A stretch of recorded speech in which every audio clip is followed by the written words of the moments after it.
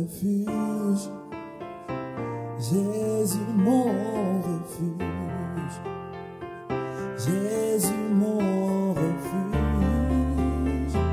Jésus mon refuge. Jésus mon refuge. Jésus mon refuge. Jésus mon refuge. Jésus mon refuge. Jésus mon refuge. Et on va à Actes chapitre 1 verset 8.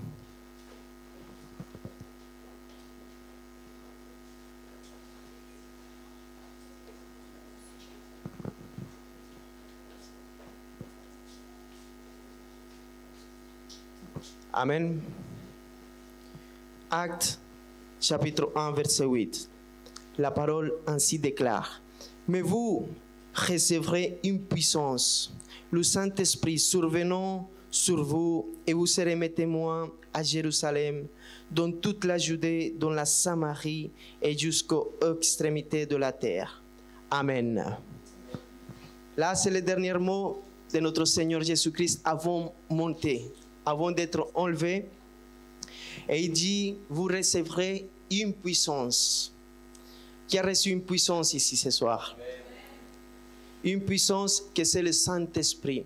Mais c'était pourquoi cette puissance? Pourquoi il dit vous recevrez une puissance? Pourquoi faire? Pour que vous soyez mes témoins. La prédication de ce soir, le thème s'appelle soyons des témoins fidèles et véritables. Amen.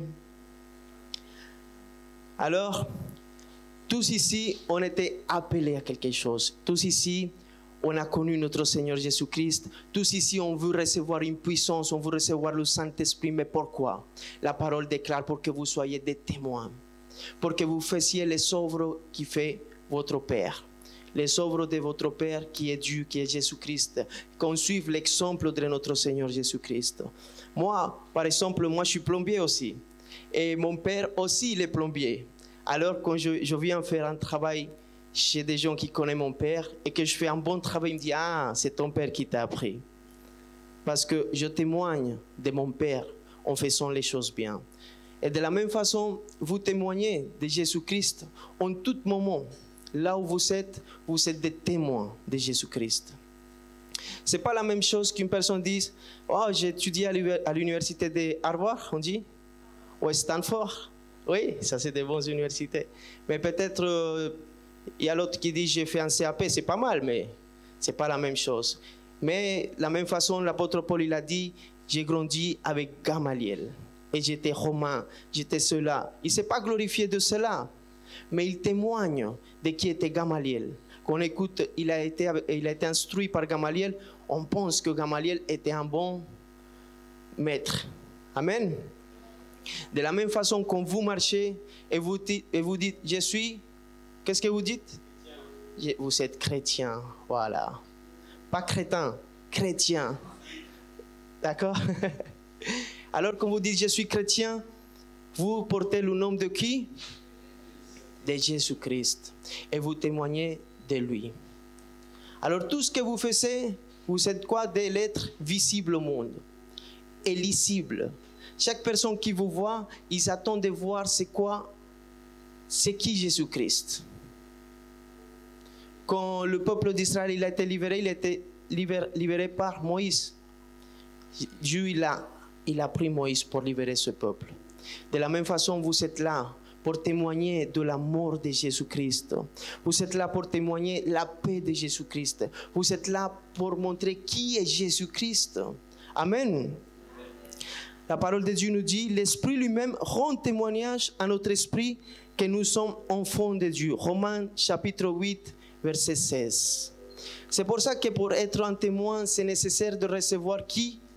La puissance. Cette puissance qui nous transforme. Vous ne pouvez pas dire je suis chrétien et continuer à être la même personne que vous étiez avant. C'est comme si je suis dans la voiture, je mets le clignotant à gauche et je tourne à droite. Je fais une confusion, je confonds le monde. De la même façon, quand vous dites je suis chrétien, il faut savoir c'est quoi les œuvres de Jésus-Christ. Qui est Jésus-Christ? Qui est votre Père? Qui est votre Maître? À qui vous témoignez? Amen. Alors la parole de Dieu dit que l'Esprit lui-même rend témoignage à notre esprit de qui nous sommes enfants de Dieu. Comme un proverbe français qui dit tel fils, tel père, tel fils est fils de son père. Il y a un autre qui dit on connaît le temps par le vent, le père par l'enfant et le maître par le valet. Amen. Alors de la même façon, à cause de votre témoignage, on connaît qui est Jésus-Christ. Nous, on a connu Jésus-Christ à travers la parole de Dieu, c'est vrai, amen. Mais le monde, il attend qui témoigne de Jésus. Et c'est pour ça que nous, on est là ce soir. On n'est pas là juste pour venir et recevoir cette parole de ce soir, mais pour l'appliquer dans notre vie. Pour que quand on sort de là, on sait qui est notre maître, qui nous a appelés, qui est notre Père. Et de ce Père, on doit refléter à ce Papa. Amen. On ne peut pas dire, je suis chrétien et aller en boîte. Je ne peux pas dire, je suis chrétien, fumer de cigarettes, boire. Parce que tu confonds les personnes.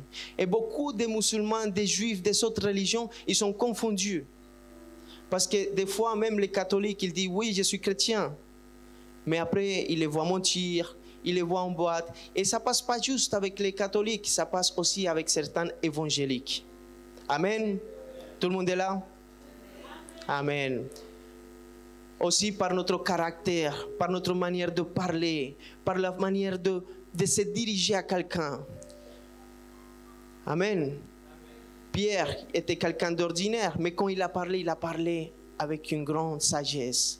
L'Esprit de Dieu, cette puissance, il doit faire ça en vous. Même si vous êtes né dans la cité plus profonde de Paris.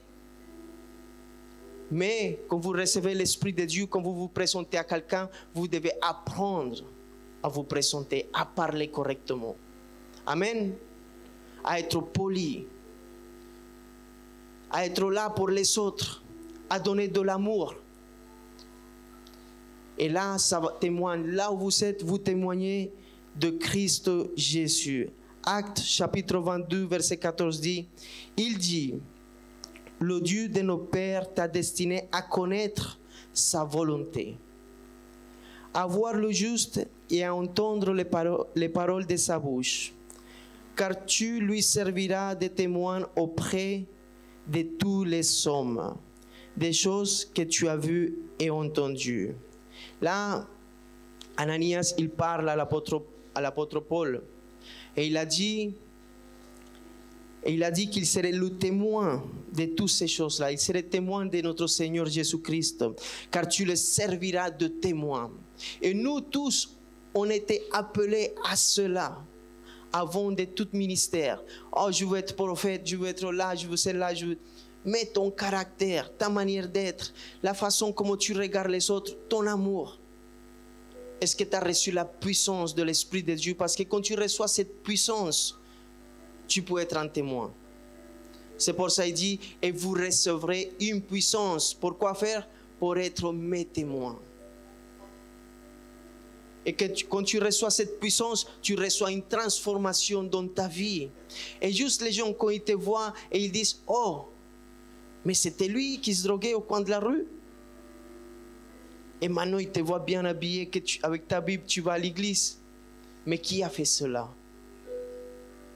Ah, c'est la femme qui se mettait au coin de la rue et qu'elle vendait son corps. Et maintenant, elle est bien habillée, elle va à l'église. Qui a fait cela? Et on aime tous entendre des témoignages, pas vrai? Quand on entend le témoignage de quelqu'un qui a été changé par la puissance de l'Esprit de Dieu. Pourquoi? Parce qu'il a reçu cette puissance. Aujourd'hui, si tu continues à faire des choses qui ne sont pas agréables devant papa, si tu continues à faire des choses, ça veut dire que tu as besoin de recevoir encore la puissance de l'Esprit de Dieu dans ta vie. Tu as besoin d'écouter plus Dieu même. Tu as besoin d'écouter l'Esprit de Dieu dans ta vie. Aujourd'hui, notre Seigneur veut te parler et te dire, c'est le moment d'échanger. C'est le moment de refléter plus notre Seigneur Jésus-Christ. Que tu sois un témoin véritable, que tu sois un témoin fidèle. Tu sais, tu peux nous tromper, nous, mais Dieu, il voit tout. Et il sait ce que tu fais dans ton travail. Il sait que tu t'échappes avant l'heure. Il sait que tu arrives toujours en retard. Il sait que des fois tu prends quelques pièces. Il sait que tu mens encore pour justifier quelque chose. Et ça ne rend pas témoignage de notre Seigneur Jésus-Christ. Le Seigneur, il veut que tu sois un témoin fidèle, un témoin véritable et que tu ressembles en cœur à notre Seigneur. Arrête tes petits mensonges pour être agréable à ton patron, pour être agréable à la personne avec celle que tu avais un rendez-vous. Tu es capable de mentir, mais tu ne rends pas témoignage. Si tu veux être vraiment un témoin de Jésus-Christ, quand tu as un rendez-vous, tu prépares ce rendez-vous et tu arrives à l'heure. Sinon, tu appelles et tu dis la vérité. Ça, c'est un véritable témoin de Jésus-Christ. Quelqu'un qui est dans la vérité, qui ne ment pas. Quelqu'un qui ne vole pas. Quelqu'un qui est transformé par la puissance de l'Esprit de Dieu. Quelqu'un qui a reçu cet amour et qui peut donner cet amour. Amen. Tu sais, nous sommes des êtres visibles et tout le monde attend de toi quelque chose. Et pas seulement les gens du monde, aussi ton père, ta mère, ta femme, ton mari, tes enfants. Comment tu veux ramener tes enfants à la force, à l'église, si à la maison ils t'entendent que tu mens, à la maison ils entendent que tu es violent, à la maison tu ne donnes pas témoignage de Jésus-Christ. Il ne peut pas venir par la force, mais par tes actes. Tu peux faire de belles paroles et de dire « Ah, Jésus-Christ t'aime, nanani, nanana ». Mais ton témoignage c'est un autre. Ton témoignage c'est un autre. Tu sais, la parole de Dieu dit en Exode chapitre 20, verset 7, dit « Tu ne prendras point le nom de l'Éternel ton Dieu en vain. Car l'Éternel ne laissera point impuni celui qui prendra son nom en vain. » C'est le commandement de l'Éternel. Il dit, tu ne prendras point le nom de l'Éternel ton Dieu en vain. Mais toi, tu t'appelles comment? Chrétien. Et quand tu donnes un mauvais témoignage, qu'est-ce que tu fais? Tu donnes un mauvais témoignage de le nom que tu portes. Et qu'est-ce qui se passe? Dieu, il n'aime pas ça. Dieu, il n'aime pas que toi, tu fasses une confusion chez les gens. Dieu veut que tu sois intègre et que tu donnes un bon témoignage. Pourquoi? Parce qu'aujourd'hui, tu portes le nom de l'Éternel. Tu portes le nom des chrétiens et tu dis, je suis chrétien. Et les gens, ils vont voir qui? Christ en toi. Mais ils voient quoi? Quelqu'un d'irresponsable, quelqu'un qui ment, quelqu'un qui est grossier, quelqu'un qui est faible et qui parle d'un Dieu qui est fort. Tu peux être faible, mais celui qui demeure en toi, il est où? Il ne te fortifie pas? Il ne te restaure pas? Tu pleures toute la journée, mais tu oublies qu'en toi, il demeure le Créateur de toutes choses et qu'il peut créer une nouvelle chose dans ta vie, mais tu n'arrêtes pas de déclarer les choses mauvaises qui t'arrivent. Aujourd'hui, le Seigneur, il veut faire quelque chose de nouveau dans ta vie.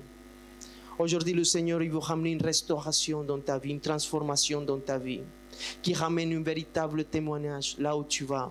Que tu peux crier le nom de Jésus-Christ dans les rues parce que tu as l'assurance, parce que tu as la puissance de celui que tu as reçu. Quelqu'un qui n'a pas reçu cette puissance, il ne peut pas se mettre à l'extérieur et aller parler à quelqu'un de notre Seigneur Jésus-Christ. Parce qu'il n'a pas cette assurance, puisque tu ne l'as pas vu à la croix. puisque tu ne l'as pas vu devant toi. Mais quand tu reçois cette puissance, tu es complètement sûr, parce qu'il te donne cette assurance que Christ Jésus, il est mort à ta place à cause de tes péchés. Et là, tu ne reçois pas seulement cette assurance, mais tu reçois cet amour. Cet amour qui te fait quelque chose que ta poitrine bouillonne d'amour pour l'Éternel, et que tu puisses sortir dehors et dire, il y a quelqu'un qui t'aime, parce que tu reçois cet amour, parce que tu connais le Dieu de l'amour. Tu sais, quand Dieu il a appelé Moïse, il a dit, va et parle à ton peuple. Et tu sais, Moïse il a dit à Dieu, il a dit, j'irai donc vers les enfants d'Israël et je leur dirai, le Dieu de vos pères m'envoie vers vous, mais ils me demanderont quel est son nom. Que leur répondrai-je? Dieu dit à Moïse, je suis celui qui suis. Et il ajouta, c'est ainsi que répondra aux enfants d'Israël, celui qui s'appelle je suis m'a envoyé vers vous. Tu sais, j'imagine Moïse, quand il est venu parler au peuple, il a dit, qui c'est qui t'a envoyé? Il dit, je suis. Oui, parce qu'il ne parlait pas bien. Alors il prenait du temps à parler. Et autant qu'il disait je suis, les gens croyaient que c'était lui. Et je veux te dire ce soir, il a dit je suis. Et celui qui t'envoie, c'est je suis. Tu sais pourquoi? Parce que Jésus-Christ, il habite en toi. Alors quand tu te présentes devant quelqu'un, tu ne parles pas de la résurrection. Puisque c'est lui qui a ressuscité Jésus-Christ au tombeau, il habite en toi. Alors tu dis, qui t'a envoyé? Tu dis, je suis. C'est lui qui demeure en moi. Quand tu te présentes devant quelqu'un, tu dis, je peux te donner de l'amour. Tu sais pourquoi? Parce que je suis. Parce que c'est lui qui est l'amour, il vit en moi. Et je rends témoignage de cela. Quand tu te mets en face quelqu'un qui est stressé, qui n'a pas la paix, tu lui dis shalom. Mais ce n'est pas juste que tu dis shalom, parce qu'il va sentir cette paix qui surpasse tout entendement, parce que le prince de la paix demeure en toi. Ce n'est pas une question juste de paroles, mais de ce que tu vis, de ce que tu témoignes. Ton témoignage dit, le Seigneur Jésus-Christ m'a guéri du cancer. Alors de qui tu témoignes? Tu témoignes de Yahweh Rapha. Ton témoignage c'est qui? Yahweh Rapha. Pourquoi? Parce que Yahweh Rapha, ça veut dire c'est lui qui m'a guéri.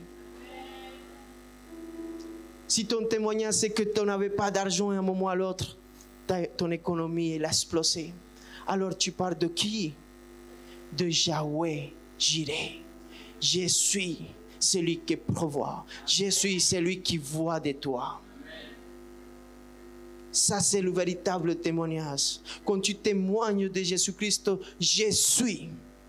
Et là où tu vas, tu donnes ce témoignage de celui qui t'a sauvé, de celui qui vit, qui demeure en toi. Parce que tu as reçu quoi?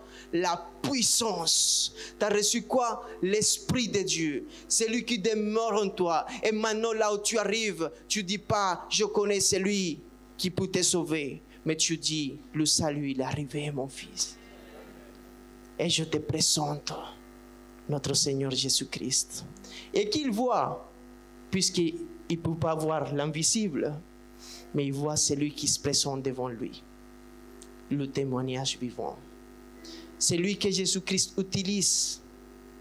C'est lui que le Saint-Esprit utilise pour qu'une parole de vérité, une parole de salut sorte de sa bouche. Je ne sais pas qui d'entre vous veut être un véritable témoin. Je ne sais pas qui d'entre vous veut être ce véritable témoin, fidèle à l'Éternel, qui peut dire, Envoie-moi, Seigneur, puisque je vais présenter celui qui est. Je vais présenter à Jésus. Et c'est toi qui te mets en face de lui. Amen. Alléluia. Apocalypse 11, 3 dit: je donnerai à mes 2 témoins le pouvoir de prophétiser, revêtus de sacs pendant 1260 jours, 3 ans et demi. Ce sont les 2 oliviers et les 2 chandeliers qui se tiennent devant le Seigneur de la terre. Je sais que beaucoup d'entre vous, vous savez qui est les 2 témoins, parce que beaucoup de personnes disent c'est Enoch, l'autre dit c'est Élie, l'autre dit c'est Jésus-Christ, l'autre dit c'est Moïse.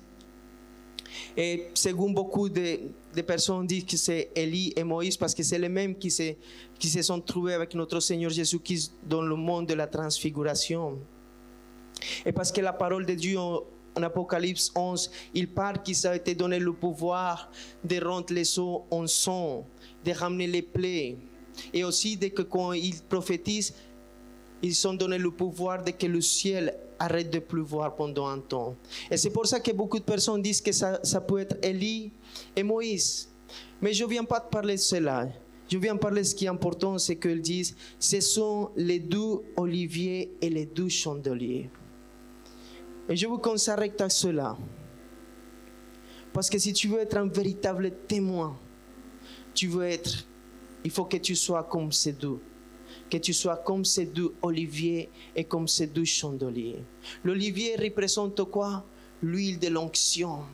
Et le chandelier, il représente quoi? La lumière.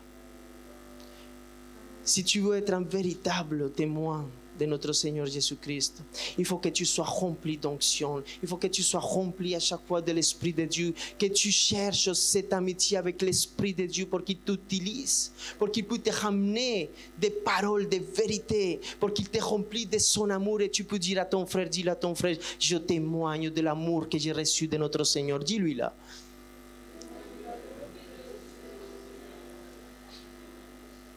Et ça, tu ne peux pas le faire en tant qu'homme naturel. Ça, tu peux le faire en tant qu'un homme surnaturel. Un homme qui est rempli de l'Esprit de Dieu. Un homme qui reçoit cette puissance. Un homme qui reçoit la puissance. Il peut être dans la tempête, mais il est surnaturel, il est tranquille. Et il témoigne de quoi? De la paix. Parce que je peux témoigner de la paix si je suis tranquille dans une hamac.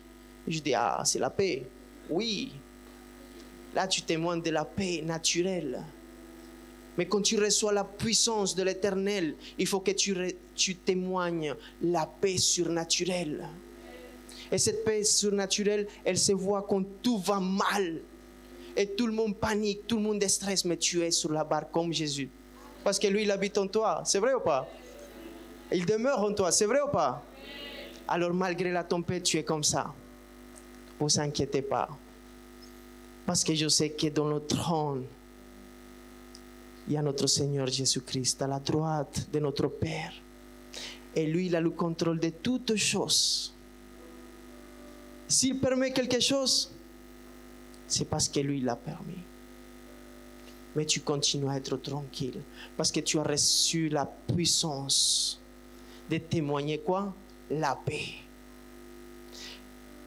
Et aussi, tu peux témoigner l'amour. Mais cet amour, l'homme naturel le témoigne à sa maman, parce que sa maman, il a donné beaucoup d'amour. Ou à sa femme, au moment qu'ils s'aiment. Mais l'homme surnaturel, il témoigne à notre amour. Et cet amour, c'est quand tu reçois cette puissance qui te fait pardonner et aimer tes ennemis.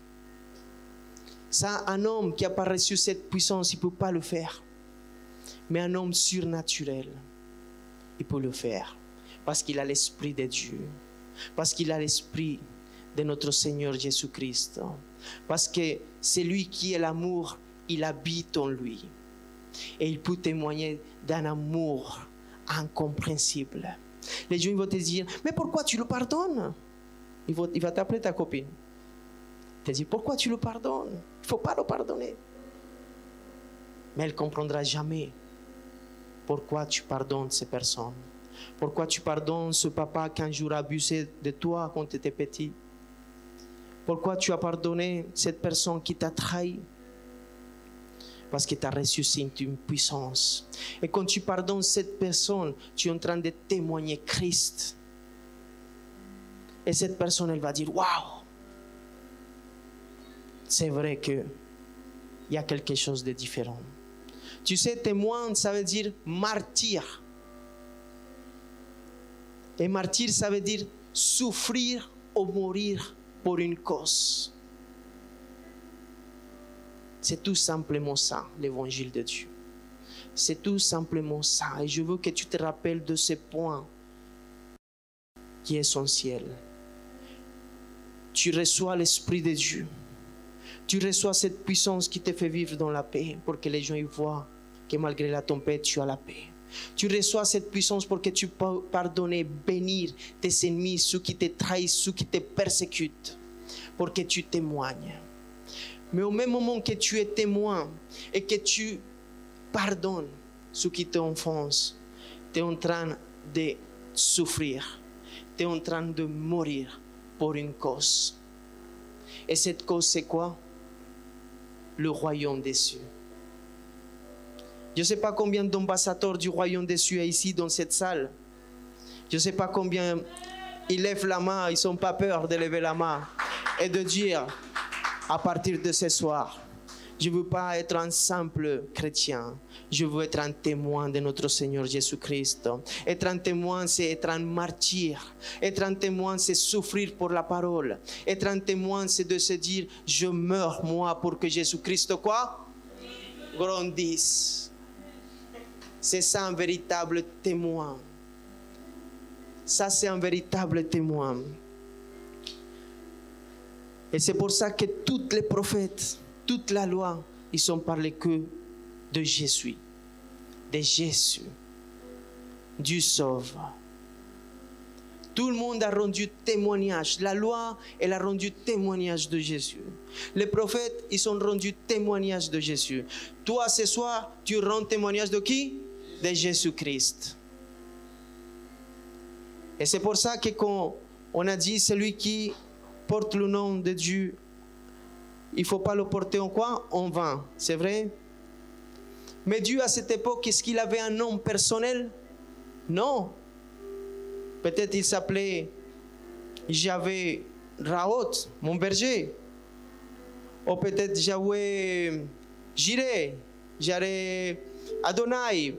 Mais tout ça, ça voulait dire Seigneur, l'Éternel des armées. Mais il n'y avait pas un nom.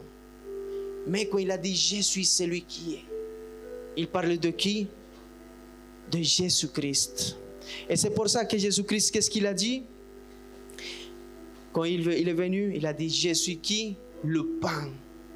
Je suis la porte. Je suis la résurrection et la vie. Je suis le bon berger. Parce que lui, il est. Alléluia. Qui peut acclamer notre Seigneur Jésus-Christ?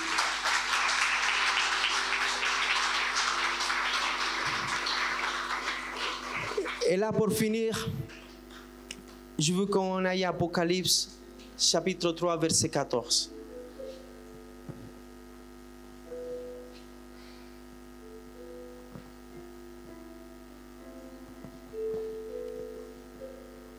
Amen. Et la parole déclare ainsi: écrit à l'ange de l'église de Laodicée. Voici ce qui dit l'Amen, le témoin fidèle et véritable, le commencement de la création de Dieu. 15. Qu'est-ce qu'il dit? Je connais quoi? Je connais tes œuvres. Je sais que tu n'es froid ni bouillant. Puisses-tu être froid ou bouillant? Amen. Là, il parle, le témoin véritable, fidèle. C'est lui qui a tout accompli. Lui, il n'a jamais péché. Lui, il a témoigné vraiment l'amour du papa. Il a été le témoin fidèle. Le véritable témoin. Il a tout fait pour toi et pour moi. Mais il dit aussi dans sa parole qu'il connaît tes œuvres. Il connaît qu'est-ce que tu fais dans le secret. Il connaît vraiment si ce soir tu es venu pour notre Seigneur Jésus-Christ ou pour cette fille qui te plaît ou parce que tu as pensé à quelqu'un. Lui, c'est même ça. Il connaît les désirs de ton cœur. Il connaît tes projets. Il connaît vraiment si tu es en train de travailler pour sa gloire ou est-ce que tu es froid maintenant. Ou est-ce que tu es juste une apparence? Il connaît aussi tes blessures. Il connaît ta tristesse. Il connaît ton problème. Lui, il est le témoin fidèle et véritable. Et ce soir, ce témoin qui est notre Seigneur Jésus-Christ, il vous restaurer ta vie avec l'Éternel. Je ne sais pas comment tu es en ce moment avec l'Éternel. Je ne sais pas comment tu rends témoignage de celui qui t'a sorti de les eaux sales. Mais lui, il te dit ce soir, et il te parle, il te dit, je connais tes œuvres, mon fils. Je connais tes œuvres, ma fille. Et je ne veux plus que tu sois tiède. Et je veux vraiment que tu sois bouillante. Je veux vraiment que ce soir, à partir de cette prédication que tu as entendue, et à partir de ce que tu as reçu ce soir, tu lui dises, je prends cette décision, papa. J'espère que cette prédication t'a édifié. La Bible dit dans la lettre aux Romains, au chapitre 10, verset 9, que si tu reconnais publiquement que Jésus est le Seigneur et que Dieu l'a ressuscité d'entre les morts, alors tu seras sauvé. Je t'invite à faire cette prière avec moi afin de recevoir la vie éternelle. Là où tu es, tu peux fermer tes yeux et dire « Seigneur Jésus-Christ, je t'ouvre mon cœur. Je reconnais mon péché devant toi. Je te remercie d'avoir porté, Seigneur, toutes mes fautes à la croix et de m'avoir offert la vie éternelle. Je crois que tu es le Fils de Dieu, que tu es mon Seigneur et mon Sauveur. Je reçois ton Saint-Esprit aujourd'hui. Je pardonne toutes les personnes qui m'ont fait du mal dans ma vie, Seigneur. Et j'accepte ton amour au nom de Jésus. Amen. Je peux également venir le lundi et jeudi à 19h à notre église Jésus mon refuge ou bien les cultes au samedi à 18h à Paris, 76 rue Pierre Soulier, 75 020 métro Porte des Lilas. Que Dieu te bénisse.